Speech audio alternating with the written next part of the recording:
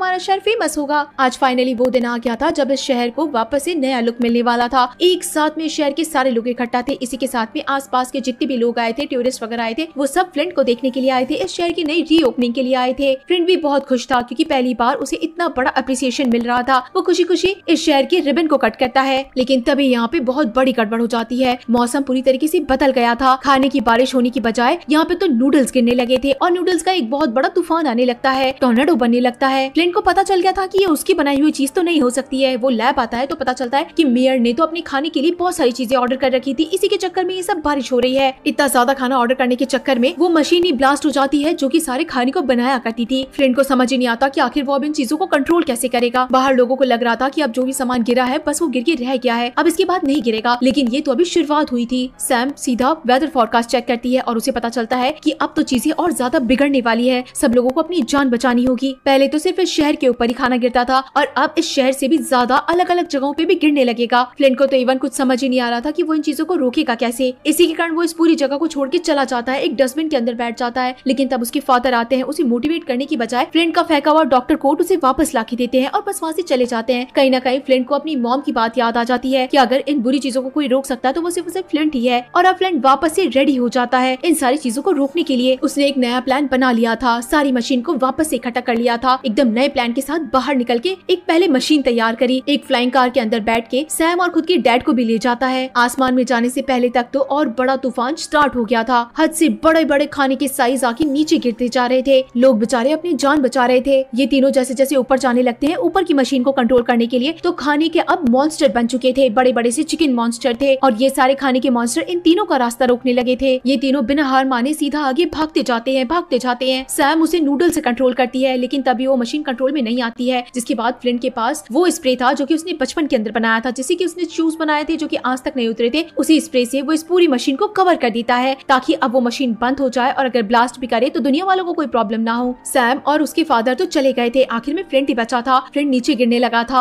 एक इतने बड़े धमाके के बाद में सारे लोग चौंकने लग जाते हैं कि आखिर ये सब कुछ कैसे हो गया। पहले से चीजें ठीक तो हो गई थी ऊपर आसमान से, अब वो बड़ी सी मशीन हट गई थी। आसमान भी बिल्कुल क्लियर हो गया था, लेकिन सबको ऐसा लगता है कि शायद फ्लिंट इस एक्सीडेंट के अंदर मारा गया है। जहाँ एक तरफ सब सैड हो रहे थे, तभी ऊपर से आसमान से उड़ते हुए रैट नीचे आते जो कि फ्लिंट को अपने साथ ही लेकर आते हैं। ऐसे अनोखे रैट्स भी इवन खुद ही फ्लिंट ने बनाए थे। अब जब सारी चीजें ठीक हो गई थी तो फ्लिंट के डैड को अब जाके फ्लिंट के ऊपर प्राउड होता है कि अगर उसने चीजें बिगाड़ी है तो ठीक भी तो फिर उसी ने ही की है, और उसे माफ भी कर देते हैं। सब एक दूसरे से मिलकर बहुत ज्यादा खुश थे। फ्लिंट ने भी सैम को प्रपोज कर दिया था। यहाँ एक तरफ शहर खुशियां मना रहा था सारी चीजें ठीक होने की, लेकिन मूवी के लास्ट में हमें दिखाया जाता है कि मेयर जो कि हद से ज्यादा मोटा हो गया है वो पानी के अंदर तैर रहा है।